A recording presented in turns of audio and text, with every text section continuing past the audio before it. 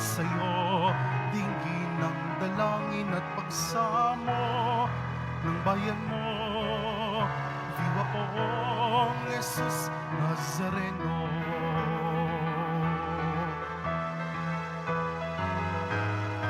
Tayo ngayon ay magtipon at sambahin ang poon.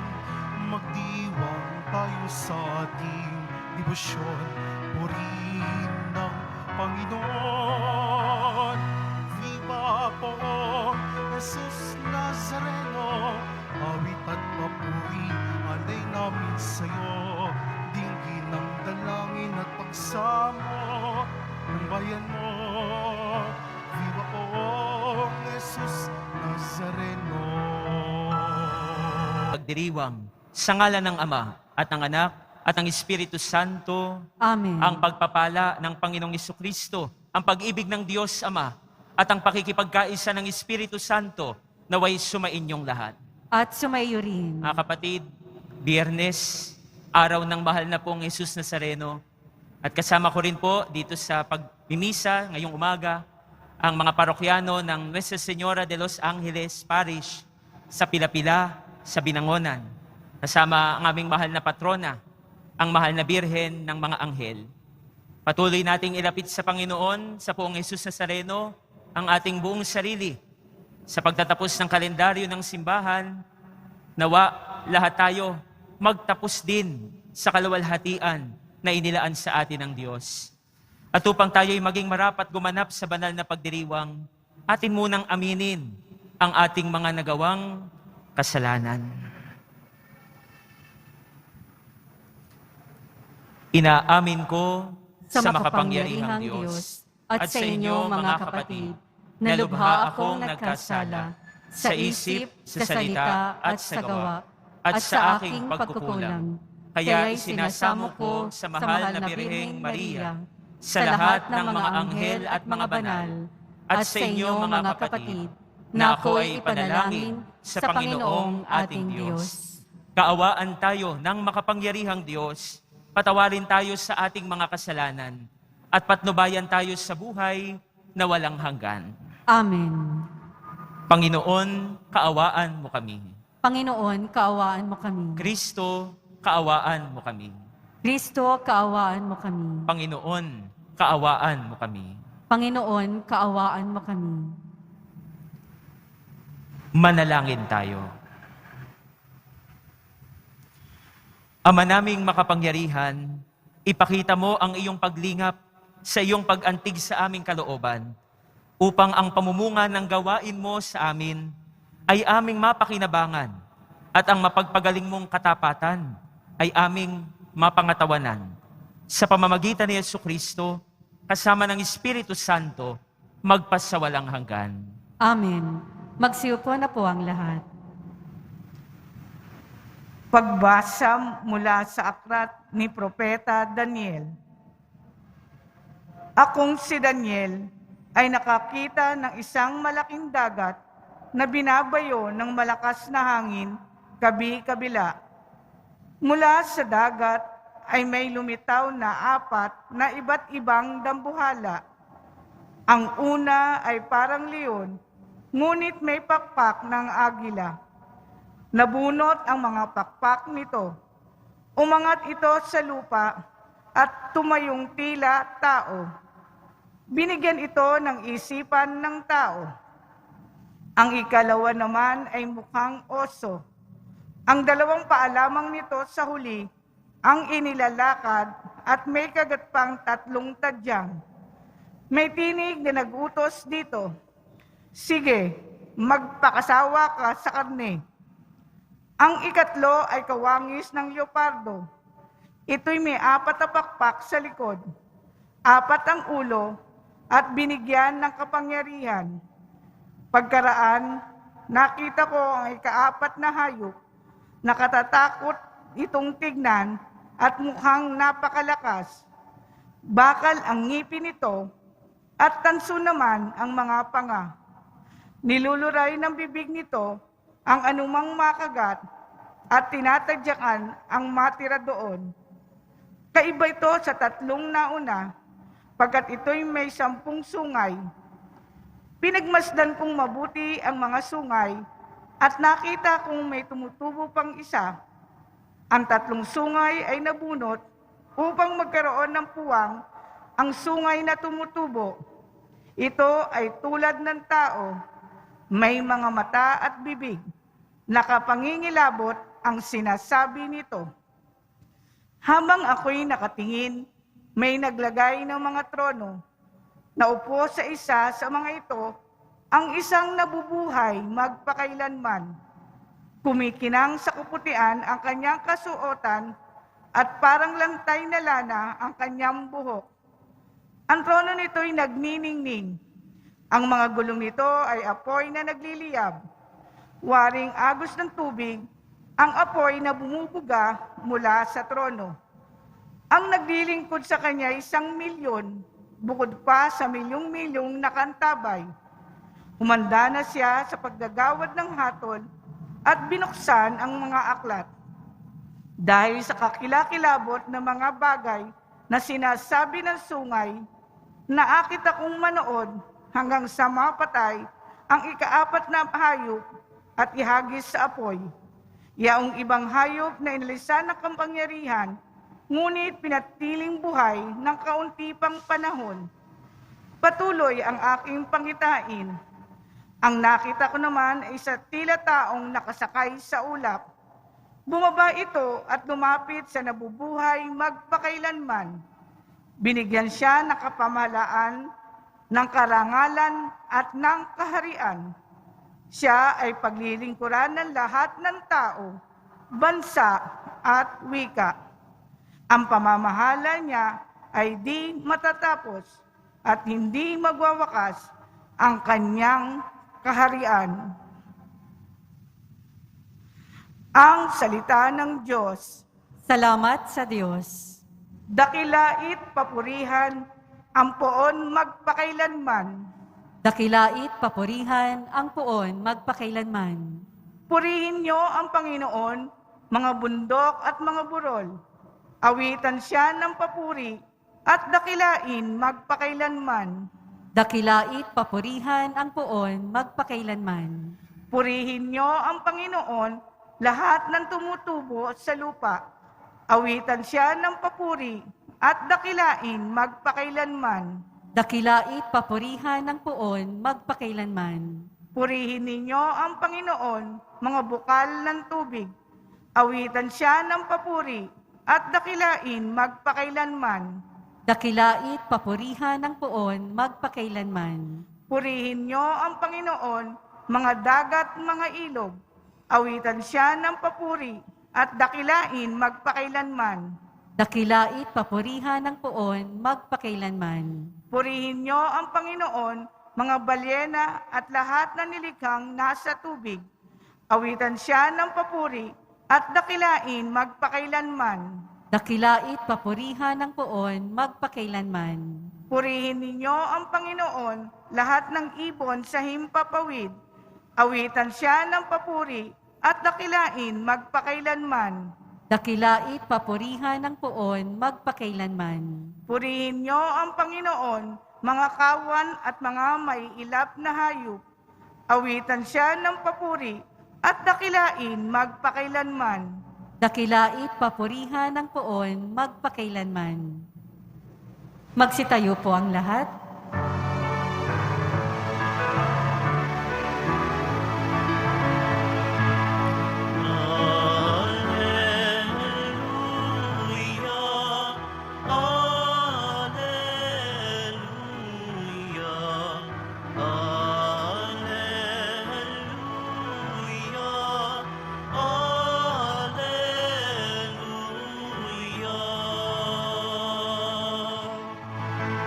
Naririto, malapit na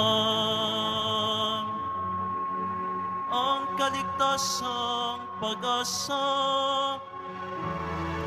upang ating matamasa.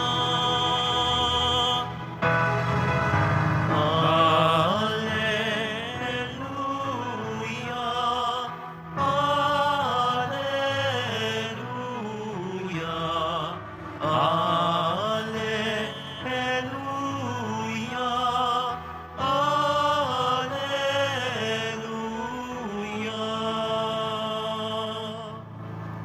Sumainyo ang Panginoon. At sumaiyo rin. Ang mabuting balita ng Panginoon ayon kay San Lucas. Papuri sa iyo, Panginoon. Noong panahong iyon, sinabi ni Jesus sa kanyang mga alagad ang isang talinghaga. Tingnan ninyo ang puno ng igos at ibang punong kahoy. Kapag nagdadahon na ito, alam ninyong malapit na ang tag-araw. Gayon din naman, kapag nakita ninyong nangyayari na ang mga ito, malalaman ninyong malapit ng maghari ang Diyos. Tandaan ninyo, magaganap ang lahat ng ito bago mamatay ang lahat ng taong nabubuhay sa ngayon. Mawawala ang langit at ang lupa, ngunit ang mga salita ko'y hindi magkakabula. Ang mabuting balita ng Panginoon. Pinupuri ka namin, Panginoong Hesukristo. Magsiupo na po ang lahat. Sabi nila, lahat daw ng bagay sa mundo ay nagbabago. Kaya nga may isang pilosopo na ang pangalan ay Heraclitus. Sabi ni Heraclitus, lahat daw ng bagay sa mundo nagbabago. Kapag ikaw nga daw ay tumungtong sa ilog, hindi ka makatutungtong sa parehong ilog sa magkaibang oras o magkaibang panahon. You cannot step at the same river, on the same river, at the same time. Ganun daw ang mundo. Ganun daw ang mga bagay ngayon. Kaya marami nagsasabi, oo nga, totoo iyon. Lahat nagbabago. At alam ninyo, marami pa rin ang hindi nakakasabay doon sa katotohanan na yon. Marami pa rin yung nag-iisip at nag-aakala na yung alam nilang panghabang panahon, akala nila pangmatagalan na, hindi pala. Yung akala nila na maiiwan, mananatili, masisira rin pala. Yung sa tingin natin na forever na natin, pinaasa lang pala tayo. At ang masaklap doon, umasa ka talagang totoo. Mga kapatid, nakakalimutan natin yung katotohanan na lahat nagbabago, lahat nawawala, lahat, maging yung pinakaiingat-ingatan natin, maaaring masira. Wala nga ho talagang permanente sa mundong ito. At alam niyo, tila yan din yung sinasabi ni Jesus sa ebanghelyo natin ngayong Biyernes na ito. Huling Biyernes sa kalendaryong ito ng simbahan. Bukas ng gabi, muli na naman tayo magsisimula ng panibago na namang kalendaryo. Papasok tayo sa panahon ng Adbyento. At sa huli, parang sinasabi talaga sa atin ni Jesus, walang permanente. Pero alam niyo, mali. Kasi sinabi niya, lahat ng bagay mawawala. Ang langit at ang lupa mawawala. Pero merong hindi nagbabago. May hindi kailanman mawawala. At yan ho, ang Diyos. Sinabi ni Jesus sa kanyang mga alagad, hindi magkakabula ang salita ng Diyos. Mananatili itong totoo panghabang panahon. Mawawala ang lahat ng bagay at yan ay totoo. Pero ang Diyos, hindi po. Nasira. Nabago. Marami kang plano sa buhay, nabago. Marami kang gustong gawin, na-cancel. Marami kang gustong atupagin, hindi mo nagawa. Ang dami hong nag-iba. Pero ang Diyos ba na wala sa tabi natin? Hindi ba? Hindi mawawala ang Diyos. Kaya ang tanong natin ngayon, patapos na tayo ng liturhiya ng simbahan, sa kalendaryo, kanino mo iaasa ang buhay mo? Kanino ka kakapit? Kanino ka laging lalapit? Sa bandang huli, mawawala ang lahat. Mababago ang lahat. Bakit hindi mo na lang iasa sa Diyos ang iyong buhay? Sabi nga sa sobrang pabago-bago na ng mundo ngayon, kailangan natin yung may matibay tayong makakapitan. Matibay tayong aasahan. Tuwing Biyernes, naging bahagi na ng ating ginagawa yung pagpunta dito sa simbahan ng Quiapo. Dahil malinaw sa atin iyon na wala tayong ibang maaasahan kundi ang Diyos. Dahil siya hindi tayo bibitawan. At dahil siya hindi tayo iiwan. Mga kapatid, kumapit tayo sa salita ng Diyos. Siguro maraming pagkakataon na naloko na tayo ng mga salita ng ibang tao.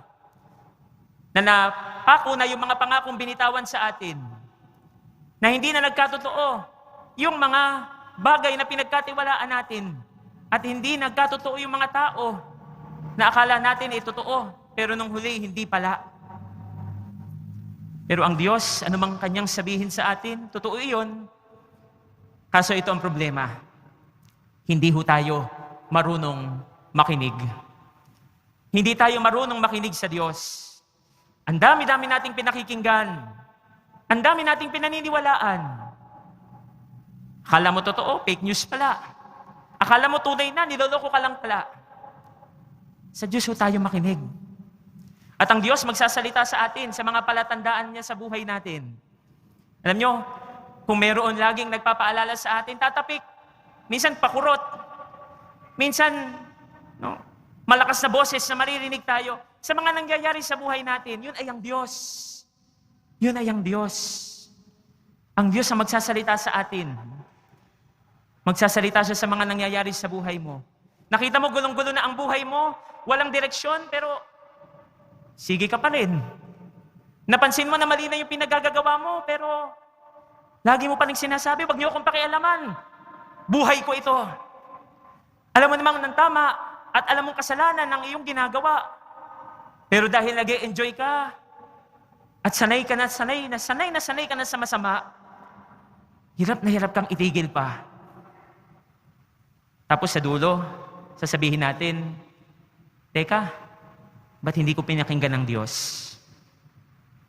Di ba minsan, ang pagsisisi, nandun sa huli. O madalas, nasa huli. Lagi ko sinasabi, walang nagsisi sa simula. Nung may sakit ka na, ba't di ko pinakinggan ng Diyos? Nung siraan ang pamilya, hiniwalayan ka na ng asawa, ba't hindi ako nakinig sa Diyos? Nung humihimas ka na sa malamig na rehas na bakal, ba't di ako nagbago? Nung sinabihan ako ng Diyos na magbago na sa ginagawa ko. Hindi kasi tayo nakikinig. Mga kapatid, sana simula ngayon, matuto tayong makinig. Ngayon pa lang, makinig na tayo. At wag na ho tayong magpapaloko. Wag na tayong maloloko. Mawawala ho ang lahat. Mababago ang lahat. Yung akala mong kinakapitan mong malakas at matibay, mawawala iyan. Pero hindi ang Diyos. Sa Kanya ka kumapit. Dahil sa bawat sandali, hindi ka pwedeng magkamali. Kapag sa Diyos ka, lumapit. Amen.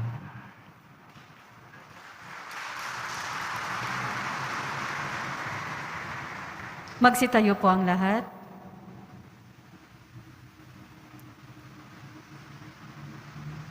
Minamahal kong mga kapatid, tinatawag tayo ng Panginoon na magbantay sa Kanyang muling pagbabalik. Lumapit tayo sa Ama sa panalangin habang naghihintay sa Kanyang pagdating. Ang ating itutugon, Panginoon ng kasaysayan, palakasin mo kami. Panginoon ng kasaysayan, palakasin mo kami.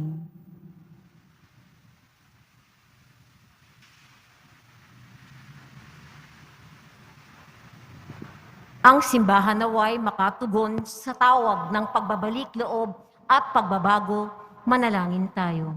Panginoon ang kasaysayan, palakasin mo kami. Ang mga taong may mabuting kalooban, naway sama-samang kumilos para wakasan ang pag-aaway at digmaan, pangaapi at kawalang katarungan, manalangin tayo. Panginoon ng kasaysayan, palakasin mo kami. Ang ating kamulatan sa presensya ni Kristo, naway higit pa nating palawigin sa ating mga dukha at mga naghihirap na kapwa, manalangin tayo. Panginoon ng kasaysayan, palakasin mo kami. Ang mga may sakit, naway pagkalooban ng lakas at pag-asa, manalangin tayo.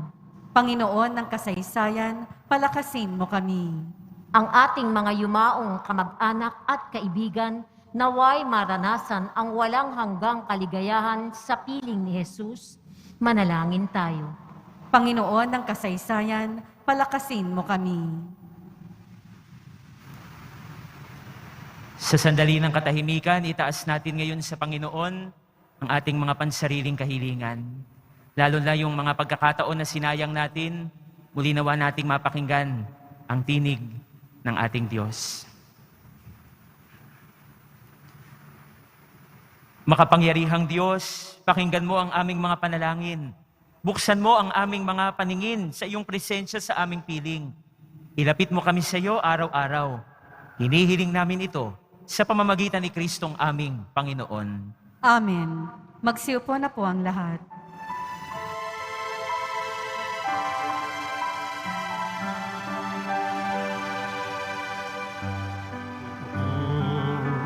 Jesus Nazareno, naririto kami sa harap mo.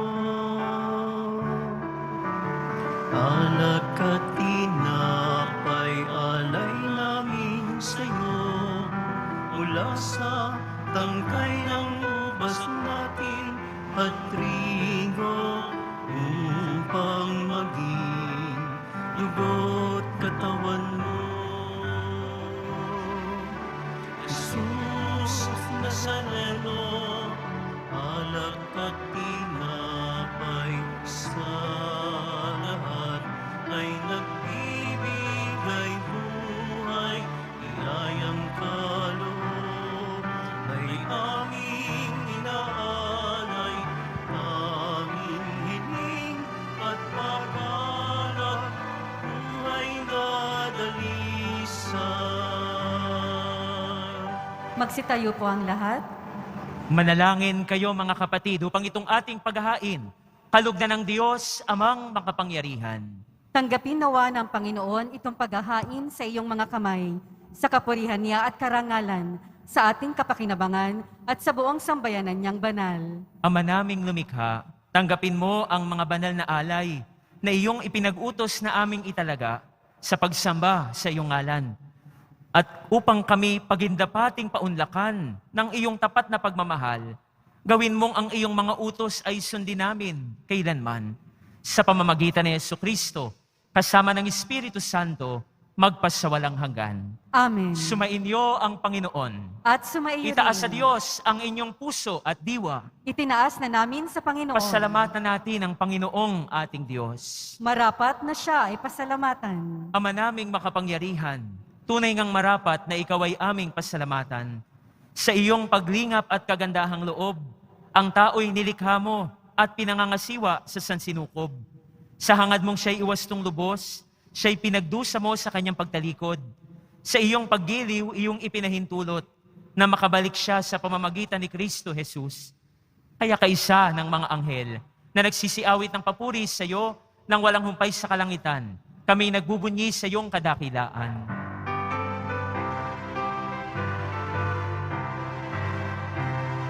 Banal ka, buong may kapal, banal ang iyong pangalan, banal ang iyong kaharian, langit lupa'y nagpupugay sa iyong kadakilaan, dinarakila ng lahat ang naparito mong anak, na siyang nagmulat sa bulag, sa pilay ay nagpalagad, at nakiramay sa lahat.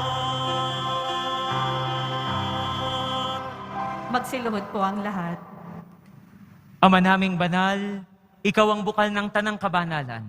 Kaya't sa pamamagitan ng iyong Espiritu, gawin mong banal ang mga kaloob na ito, upang para sa amin ay maging katawan at dugo ng aming Panginoong Hesukristo. Bago niya pinagtiisang kusang loob na maging handog, hinawakan niya ang tinapay, pinasalamatan kanya, pinaghati-hati niya iyon, iniabot sa kanyang mga alagad at sinabi, "Tanggapin ninyong lahat ito at kanin. Ito ang aking katawan na ihahandog para sa inyo."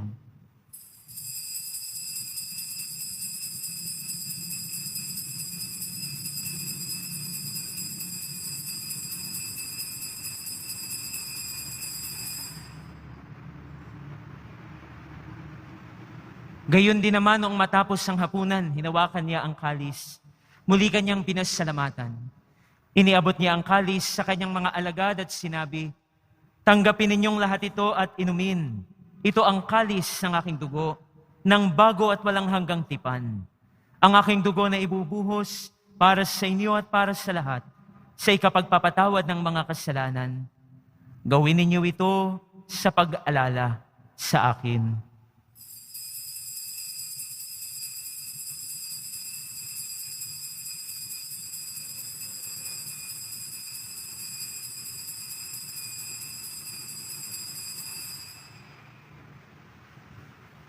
Magsitayo po ang lahat. Ang misteryo ng pananampalataya. Si Kristo'y namatay, si Kristo'y nabuhay, si Kristo'y babalik sa wakas ng panahon. Ama, ginagawa namin ngayon ang pag-alala sa pagkamatay at muling pagkabuhay ng iyong anak. Kaya't iniaalay namin sa iyo ang tinapay na nagbibigay buhay at ang kalis na nagkakaloob ng kaligtasan. Kami nagpapasalamat dahil kami iyong minarapat na tumayo sa harap mo para maglingkod sa iyo. Isinasamo namin kaming magsasalo-salo sa katawan at dugo ni Kristo ay mabuklod sa pagkakaisa sa pamamagitan ng Espiritu Santo. Ama, lingapin mo ang iyong simbahang laganap sa buong daigdig. Puspusin mo kami sa pag-ibig, kaysa ni Francisco na aming Santo Papa at ni Jose na aming Obispo at ng Tanang Kaparian. Alalahanin mo rin ang mga kapatid naming nahimlay nang may pag-asang sila'y muling mabubuhay, gayon din ang lahat ng mga pumanaw. Kaawaan mo sila at patuloyin sa iyong kaliwanagan. Kaawaan mo at pagindapatin kaming lahat na makasalo sa iyong buhay na walang bakas. Kaisa ng mahal na Birheng Maria na Ina ng Diyos, ang aming Nuestra Señora de los Angeles, ng kanyang kabiyak ng pusong si San Jose, kaisa ng mga apostol ni San Juan Bautista at ng lahat ng mga banal na namuhay dito sa daigdig ng kalugod-lugod sa iyo, maipagdiwang nawa namin ang pagpupuri sa ikararangal mo sa pamamagitan ng iyong anak na aming Panginoong Hesukristo. Sa pamamagitan ni Kristo, kasama niya at sa Kanya, ang lahat ng parangal at papuri ay sa iyo, Diyos amang makapangyarihan, kasama ng Espiritu Santo, magpasawalang hanggan.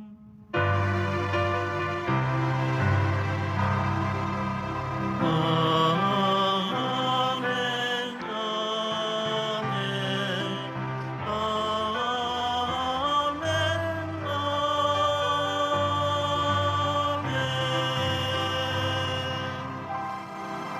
Bilang mga anak ng ating mapagmahal na Ama, lakas loob tayong tumawag sa Kanya.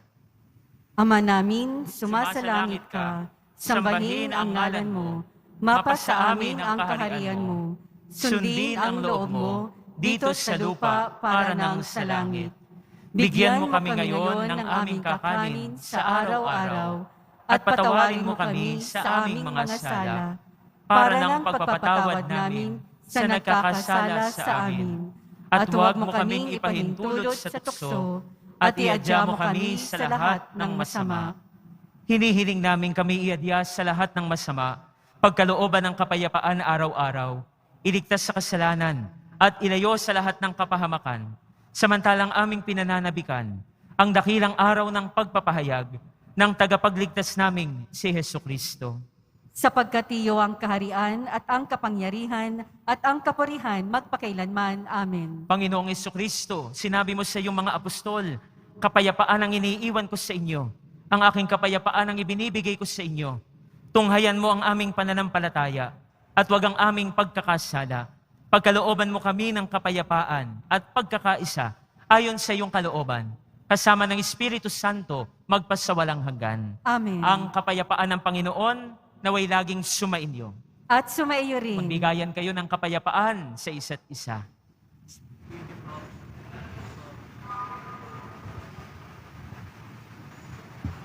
Kordero ng Diyos na nag-aalis ng mga kasalanan ng sanlibutan, maawa ka sa amin.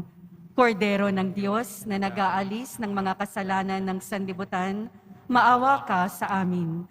Kordero ng Diyos na nag-aalis ng mga kasalanan ng sanlibutan, ipagkaloob mo sa amin ang kapayapaan. Magsiluhod po ang lahat.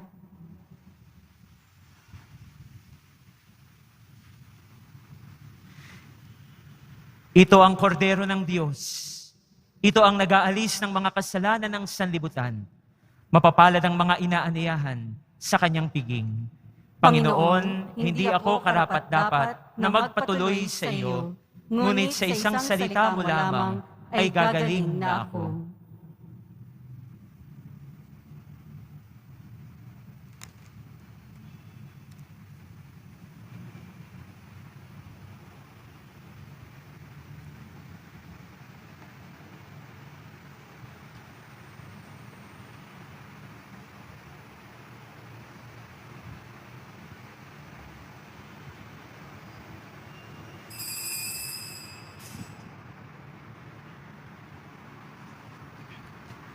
Ang katawan ni Kristo, Amen.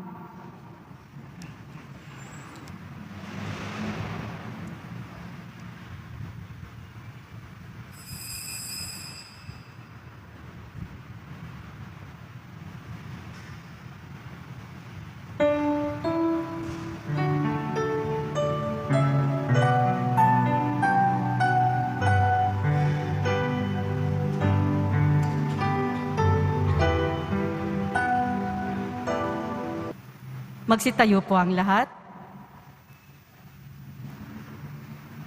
manalangin tayo. Ama naming mapagmahal, kaming pinagkalooban mo ng pagsasalo sa iyong kagalakan, ay lagi nawang lumingon sa pinanggalingan nitong banal na pakikinabang, upang kami huwag mawalay sa iyo na aming hantungan.